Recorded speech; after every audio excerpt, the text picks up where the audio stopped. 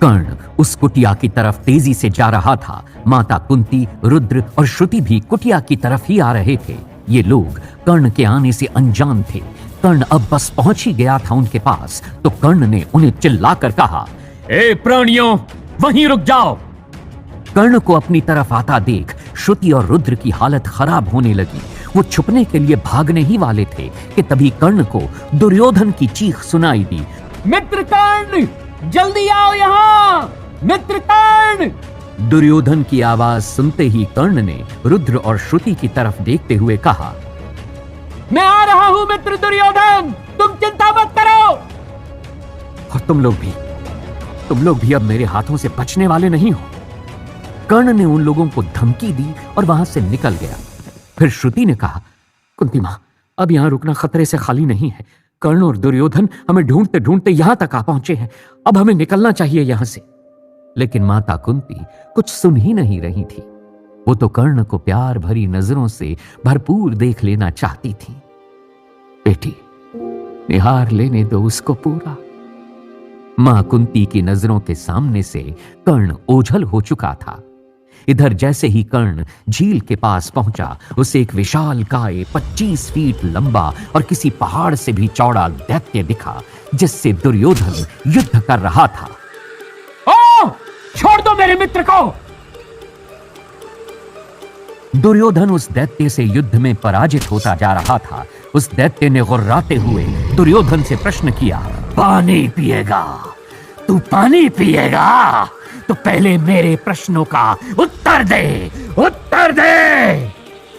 इतना कहने के साथ ही वो दैत्य दुर्योधन को पकड़ के उसे हवा में गोल गोल घुमाने लगा। ये देखकर कर्ण बहुत क्रोधित हुआ।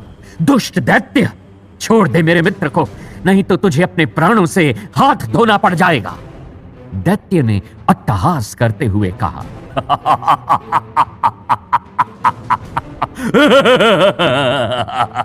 तू मारेगा मुझे? मेरे प्रश्नों का उत्तर दे, तभी तुझे यहां का पानी पीने दूंगा, नहीं तो इसी झील में तुम दोनों की समाधि बनेगी। कर्ण ने अपना धनुष निकाला और उस पे तीर चढ़ाया। तो ठीक है, अब देख मैं तेरा क्या करता हूं। दैत्य ने उसे ऐसे देखा और जोर जोर से हंसने लगा।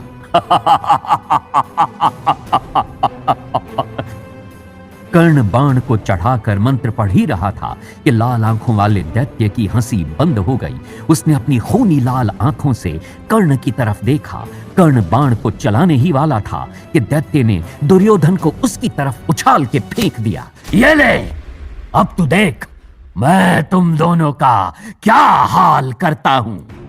इधर दुर्योधन इतनी तेज गति से कर्ण से जाकर टकराया कि कर्ण का धनुष और बाण काफी दूर हवा में लहराते हुए जा गिरे। वो विशाल दैत्य अब इन दोनों की तरफ बढ़ने लगा। पानी पीना है, पानी पीना है तो मेरे प्रश्नों का उत्तर देना पड़ेगा। दुर्योधन और कर्ण की तरफ बढ़ते हुए उसने ये कहा। इधर तब तक पांडव भी उस ओर आ चुके थे। दैत्य की डरावनी हंसी यहां तक आ रही थी। माता कुंती यह सुनकर चिंतित थी। भीम तब सबको देखते हुए बोले, लगता है आज कर्ण और दुर्योधन का अंत निश्चित है। तभी रुद्र की नजर माता कुंती पे गई। उनकी आंखों में कर्ण के लिए उनकी ममता रुद्र ने देख ली। उसने पांडवों की तरफ देखते हुए कहा, भीम भैया, वो दैत्य बहुत अलग है। मैंने उसकी परछाई देखी है। भले ही वो दोनों आपके शत्रु हैं, लेकिन आपका रिश्ता तो है ही ना उनसे। वो दोनों भी तो आपके भाई ही है ना। उनके प्राण बचाना आपका परम कर्तव्य है।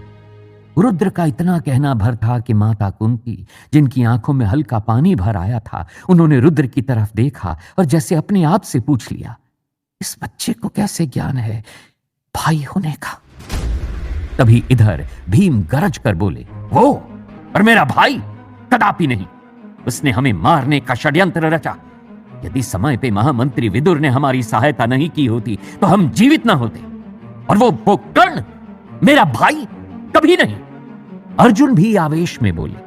तभी माता कुंती बोली, परंतु असहायों की मदद करना वीरों का कर्तव्य होता है और हस्तिनापुर राज्य ने सदैव इस धर्म का पालन किया है।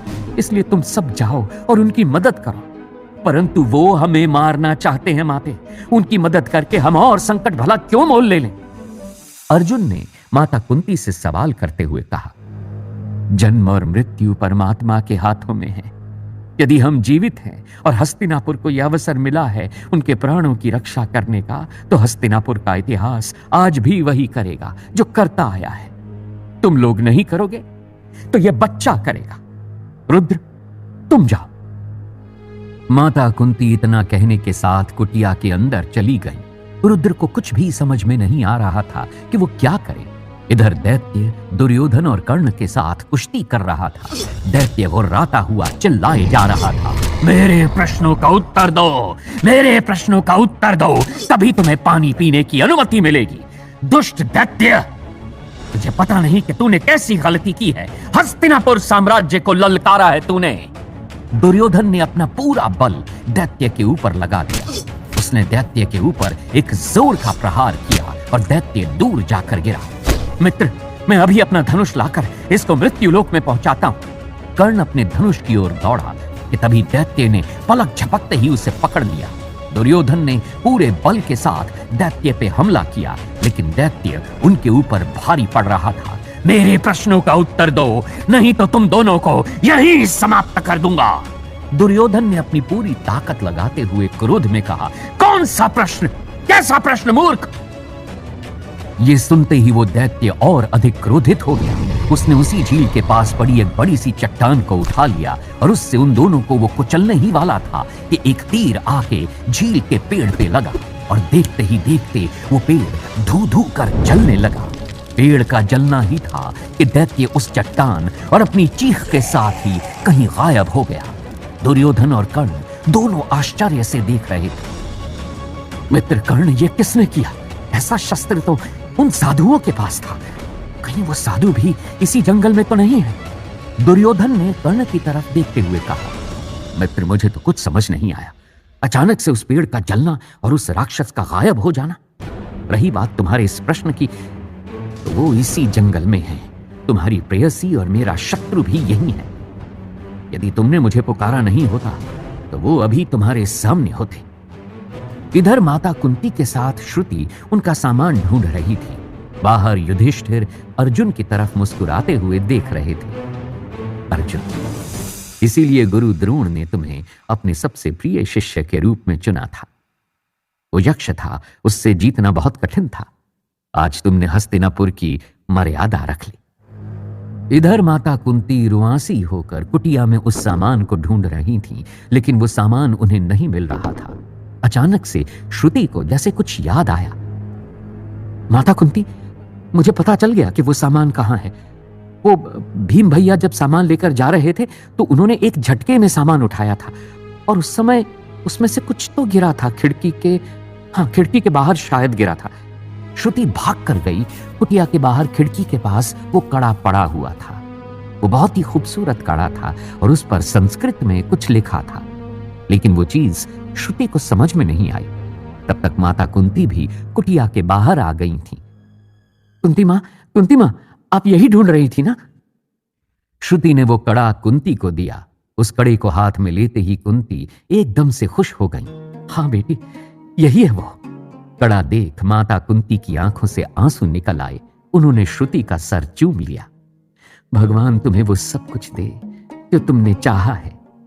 रुद्र ने श्रुति और श्रुति ने रुद्र की तरफ देखा। श्रुति ने माता कुंती को कसकर पकड़ लिया। उसने रुद्र की तरफ से अपनी नजरें मोड़ ली थी। रुद्र उदास हो गया। पुत्र रुद्र, इधर आओ। माता कुंती ने रुद्र को अपने पास बुलाकर उसे भी गले लगा लिया। रुद्र ने गले मिलने के साथ ही श्रुति को देखा। श्रुति ने अब भी उसकी तरफ नहीं देखा। पांचों पांडवों को कुंती का यह व्यवहार अजीब सा लग रहा था। इधर दुर्योधन काफी थक चुका था। मित्र दुर्योधन, तुम्हारा रक्त बहुत बह चुका है। कर्ण ने उसे पास की एक छोटी सी चट्टान के सहारे टिकाया। मित्र, हम हस्तिनापुर वापस चलते हैं। तुम्हारी हालत ठीक नहीं लग रही है। दुर्योधन ने अपनी हिम्मत बढ़ाते हुए कहा। नहीं मित्र, आए हैं तो रुद्र और श्रुति को लेकर ही जाएंगे, परंतु मित्र, इस हालत में इस जंगल में रहना ठीक नहीं है। कर्ण ने दुर्योधन की चिंता करते हुए कहा। मैं यहीं रुकता हूं, तुम उन दोनों को लेकर आओ। हम खाली हाथ हस्तिनापुर नहीं जाएंगे। मित्र, मैं तुम्हें यहां छोड़कर कहीं नहीं जा रहा हूं। और कर्ण वहीं खड़ा रह गया। इधर पहाड़ की कुटिया पे गुरु शास्त्री ने अपने सामने रत्नों का ढेर रखा था और वो यंत्र को बारीकी से देख रहे थे। गुरुजी, वो रत्न देखिए ना। जिज्ञासु ने एक रत्न की तरफ इशारा करते हुए कहा। गुरु शास्त्री ने जिज्ञासु की ओर प्यार से देखा। ठीक है जिज्ञासु, यही देखते हैं। यंत्र को ठीक करने के लिए गुरु शास्त्री ने उस रत्न को उठा लिया और उसको उठाने के साथ ही मन कुछ बुदबुदाने लगे। फिर उन्होंने वो रत्न यंत्र पे लगा दिया। लगाने के साथ ही यंत्र की चमक बढ़ती गई, साथ ही साथ गुरु शास्त्री की भी। हमने कर लिया जिज्ञासु, कर लिया, यंत्र ठीक हो गया। जिज्ञासु भी बहुत खुश हुआ। इधर अभी गुरु शास्त्री की आंखों की चमक पूरी तरह से बढ़ी भी नहीं थी कि यंत्र की चमक अचानक से घटकर पहले जैसी हो गई। नहीं, ये नहीं हो सकता, ये नहीं हो सकता, गुरु शास्त्री ने जैसे अपने आप से कहा। इस बार गुरु शास्त्री को क्रोध आ गया। मेरा हर एक प्रयास असफल क्यों होता जा रहा है जिज्ञासु? गुरु शास्त्री ने क्रोध में सारे रत्नों पे हाथ मारकर उन्हें बिखेर दिया। आखिर कैसे बनेगा ये यंत्र? सारे रत्न तो नाकाम हो गए इसके लिए। पहली बार जिज्ञासु ने गुरु शास्त्री को इतना क्रोध में देखा था। इधर लैब में बैठे हुए प्रोफेसर शास्त्री भी काफी परेशान थे। उन्हें भी कुछ समझ में नहीं आ रहा था। आखिर रुद्र को वहां जाने की जरूरत ही क्या थी?